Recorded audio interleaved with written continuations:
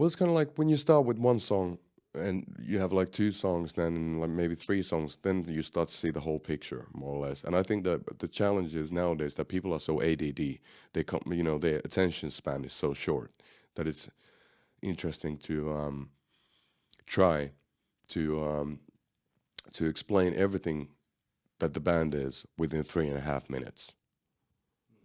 You know, like because people listen to so much music, they download so much stuff, they don't like not a lot of people listen to albums anymore. But then if you listen to AC/DC's Back in Black, that's all singles. If you listen to good like Kiss albums, they're all singles. And I think it's a positive thing if there's a lot of stuff that could be played on the radio or whatever. You know, obviously we want the band to be as successful as possible, but on our own terms. We want to write our own songs and you know, there's a lot of improvisation going on, and you never know how the album's going to be until it's finished. So, at least in our case, there's a lot of last minute changes that might all of a sudden change the mood of a song, or like there's that track "In the Arms of Rain" with that really the popcorn sound, pop, pop, pop, pop, pop, pop, which is like directly like straight from popcorn, not a sample though, but it's got that U2 guitar thing happening, and we did that like the very last day of recording.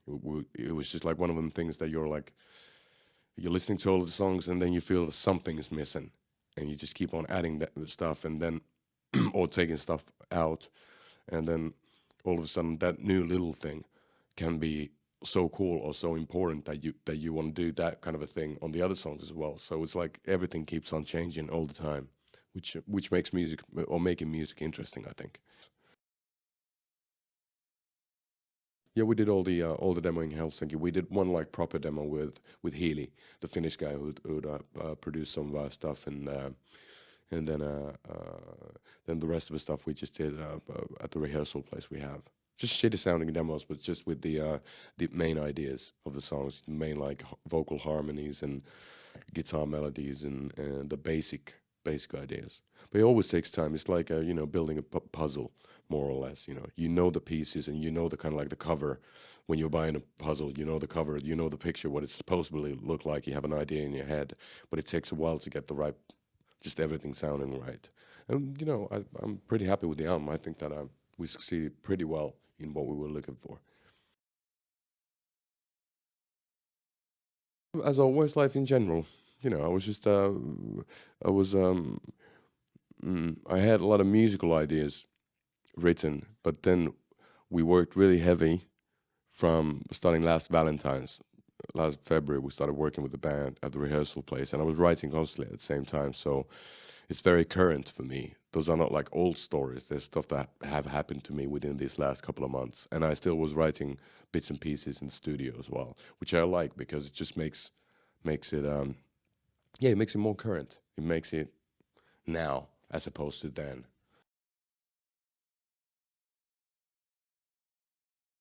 I think that Deep Shadows and Brilliant Highlights was happier, and then Love Metal was more rock. It was more like more raw. I think that it's always a personal thing. I think that there's a bit more hope in the lyrics, but then again, you know, hope can be very shattering. You know, the fact that I think that it's easier to be depressed and say that everything's lost because then you're not doing anything for anything. But when you're kind of, you know, when you're hanging from a balcony and you know that you can get up, but it's really tough, that's way more tragic and a lot more dramatic. Like the end of Harrison Ford in Blade Runner, where Rutger Hauer is helping him out. I think that that's more dramatic and a lot more intense than the fact that if he would have. Well, there's the thing. Well, there's that track "Dying Song," which starts pretty easy with the guitars and all that, but it's a interpretation of Interpol meeting The Cure during the disintegration era. So it was cool to have some of the kind of alternative vibes in there as well, you know. And Matt, as a producer, knows a lot about that kind of sound and that sort of soundscape and vibe. So it was really cool to work on that, you know, as opposed to just having a producer that be just a rock producer or a pop producer or he knew a lot about different genres of music, so that made it fascinating and fun. We're discussing shooting a video for Harkular now because we're still not sure about what song the first single is going to be, like 2 days ago. And we just had a meeting, and it seems that everybody goes with the Heart Killer is going to be the one. And we're hoping, and I've been meeting up with Bill Jukic, a director who did Gone with the Sin for us, who did Join Me in Death for us, the one with the kind of like an ice castle type of a thing. So not the one with the movie 13th Floor stuff in it. And then Bill did one version of Wicked Game for us. He's just a really, really cool guy. And even though we haven't worked together in about 10 years, we've always been hanging out when in Los Angeles. He's based in Los Angeles. So I'm waiting to work with him, and at this moment we're discussing different scripts, different ideas, and seeing how people react to different kinds of ideas. We're supposed to be shooting it very, very soon, in like 2 weeks. The fact that there's a song called Like St. Valentine's doesn't have anything to do with Valentine's Day. It was just a song I wrote, and we didn't know when the album's coming out. In a way, the whole album is my Valentine's Day gift to that girl who was my muse. So hopefully she likes it. So because it's a lot of money and time and effort and pain and pleasure put into that album. So that's one of the things. But I guess that the main reason to get it out near Valentine's Day is the fact that it's an easy date to remember. As opposed to we're going to release an album on the 23rd of February. It's like, okay. But if we're going to release album around Valentine's, it's like Valentine's Day is the same everywhere in the world. It's the same as Halloween. So it was just an easy way for me to kind of figure out where we at. I wanted the album to be finished by Halloween, which we did. I had a day before Halloween. I had the master in my hands, and now it's coming out on the week of Valentine's. So it just for me, it makes sense. From Valentine to Halloween.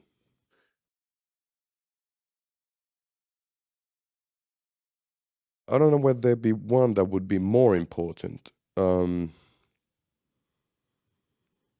Ode to Solitude was probably the last song that was written on the album. So in that sense, it's the most current for me. I love the chorus, the "Here's to the pain, the light of the oncoming train."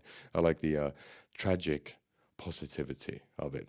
That saying that there's always a light at the end of a tunnel, but it's the oncoming train.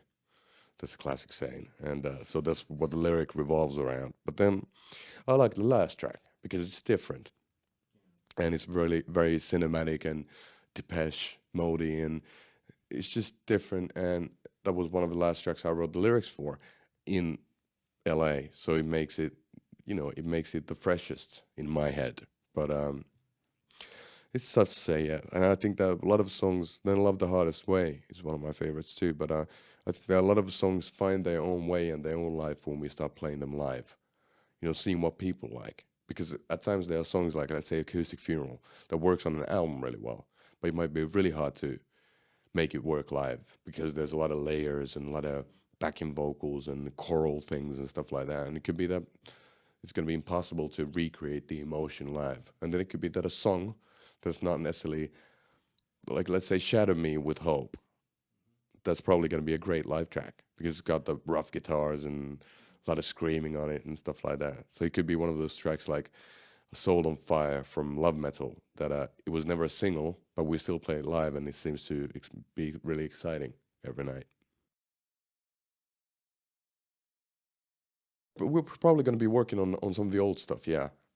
Usually what we've been doing is that if we have a new album coming out, we try to figure out if there's some changes we want to make to the old songs that would take the old songs closer to the sound of the new album. So like Bleed Well, for example, could be a song that would be on this album. The only difference would be they'd be a bit faster, I'd sing a bit higher, and then the chorus would go into a crash. So, little things like that, they're not necessarily, if you're not a musician, they're not necessarily things you notice if you see us play live, but it makes, hopefully, the set a bit more cohesive. It makes sense, and there's like a thin red line in there. So that kind of stuff we're working on at the moment. The guys are rehearsing back in Helsinki. I'm having the first rehearsals with them this Friday, and I want to bring back a couple of old songs like "And Love Said No," which is one of my favorite tracks that was on a compilation, but we never really played it live. I want to work on that and maybe figure out a new cover. I've got a couple of ideas of a new cover song, so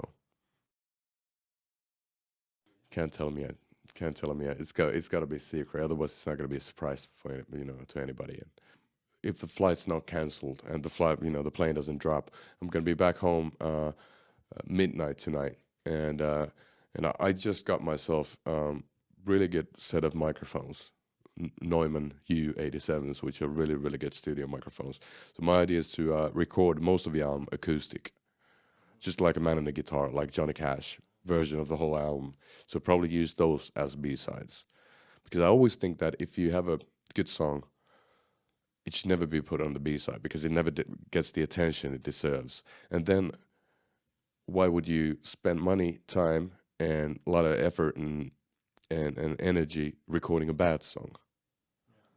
You kind of, it just feels weird to record songs, especially for B-sides. In England, they have a different way, like, let's say a band like Suede or Oasis or The Smiths. They were all very well known of having great B-sides.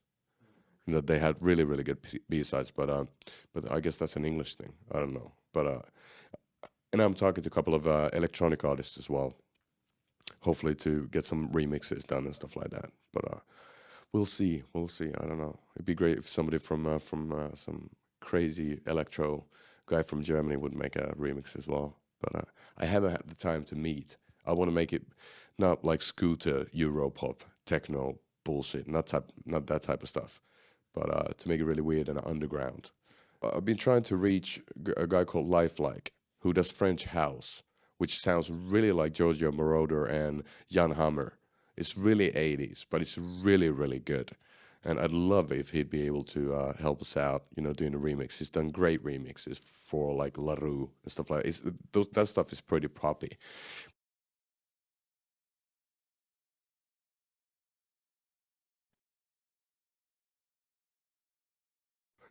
That's it. I had an idea for like 3 more songs, but we didn't have the time to work on them proper. Because as I told you, we spent a lot of time working on these ones, and we didn't want to put anything there last minute because we thought that we don't want the album to be too long. Now it's like 46 minutes and something. About 45 minutes is a good length for an album. And I was originally thinking of dropping a song or two from the album, but then nobody in the band wants to do that. So I was thinking of making it even shorter originally, but then it's tough. You get attached to songs, and then again, I think that the more the better, the more the merrier.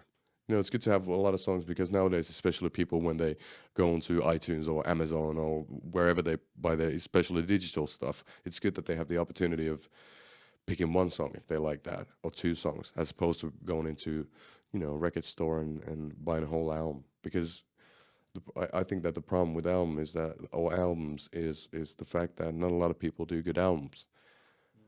A lot of, like I think Interpol is probably the last band that has made an album that is excellent from the beginning until the end. In my ears, a lot of bands have 3 good songs, but are the 3 good songs worth, 12 euros, 13 euros? I'd rather go into iTunes and get the ones I like. Gazillion. We did. We have so many like riff tapes and stuff like that. All kinds of. We have like only a synth riff. We have a chorus that just wasn't good enough. We have bits and bobs, but always when we had good ideas, we tried to put them in these songs. So no, well or dry, all ideas. We ran out of ideas. That's everything we had this time around. It's still the same that I come up with the basic everything. But I usually do that on acoustic guitar. So even like the heavy riffs, I've written on acoustic guitar. I have an idea. Basically, what I have is an idea how the song should start: the main riff, the verse, the pre-chorus, the chorus, the riff, the second verse, the second pre-chorus, the chorus. Usually, the middle sections of the songs I leave for the band to do together, because I feel that it's better when you have everybody playing it's easier to just, I usually don't sing at rehearsals, so I'm just listening because I know the melodies. So I'm like humming maybe to the melodies in my own head, but I'm listening. I'm thinking, should it be faster? Should we have a breakdown here? Should there be like a half tempo midsection or whatever? It's a lot of like little detailed work. That's how it goes. I come up with the basic ideas, and then it might, in some cases, it might that it changes completely. Like what, well, Catherine will change a bit. They're pretty close to what I wrote back home. But I never do like demos on my own where I'd use like a drum machine and like a bass and electric guitars. Because I know the guys in the band so well that it's way faster and way much more fun that I just bring an acoustic guitar and play them a riff and say that let's jam this riff. Then we start jamming that riff, and when it starts rolling and the band is in a good groove, then I'm like, okay, let's stop, and this is how the first verse goes. Then I show them that bass. So it's again like building a puzzle. And then when we have the whole song together, we record it, then we think about it. Then I listen to the demo for about a week and keep on adding little things and think you should, some sections be shorter or longer or whatever. So I don't know if it's any different. I don't know how different people do it, but I like the way. I think it's creative for everybody involved. It's like, I come up with the main idea. Let's say I'm the screenwriter, and then we all act the story together, and the producer is the guy who does the cinematography. He shoots it, and then the mixer is the guy who edits it, as in a film, and then post production is mastering. You could kind of compare it to filmmaking in that sense. Obviously, it's very different, but to get the idea how it goes.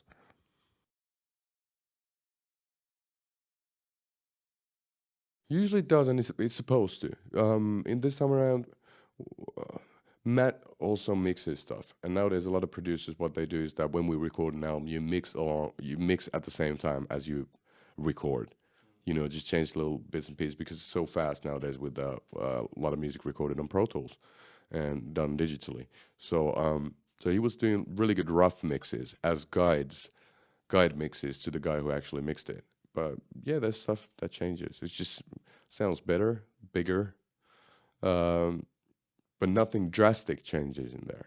The mastering is basically just setting up the level and the overall EQ for the album, that all the songs play at certain volume, and that it is as loud as possible without it clipping. Like the Metallica album, that just sounds horrible because it's so loud. It's like louder than anything else, but it's just there's a lot of digital clipping in that one. So they are very important things. But we had a good team because Matt, the producer, had worked with Neil Avron, the mixing guy, so they knew each other. And then we knew Ted Jensen, who's mastering the album, and he's still doing a couple of tweaks, but it's like 99% done, or 99.9% done, very close to being finished. After maybe playing about 120 gigs on an album, you're bored with the songs. It's just, you've done everything you can, and especially nowadays, I think that the biggest mistake you can do is to play a same city too many times a year. You have to create anticipation, and it has to be special. So what we're trying to do, we're playing about, we're playing about 100 gigs, and then we see where we're at.